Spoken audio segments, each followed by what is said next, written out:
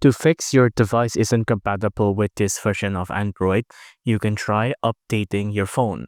Now, right now, there are no updates available, but you can see to go ahead and update it when it's available by going to the settings here. You want to scroll down until you find additional settings. On additional settings, scroll down again until you find developer options.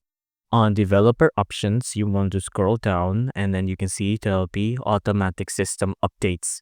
What this basically means is that every time you restart, any updates that will be available is gonna be immediately applied to your phone as long as you restart your phone. So by updating constantly and frequently, you can be sure that most apps will be compatible with your Android device, with a few exceptions of heavy apps. If your phone is around the mid-range to the low end, it might not be available because of pure hardware limitation, but things like system updates should keep it minimized as most apps are compatible with most Android devices anyways.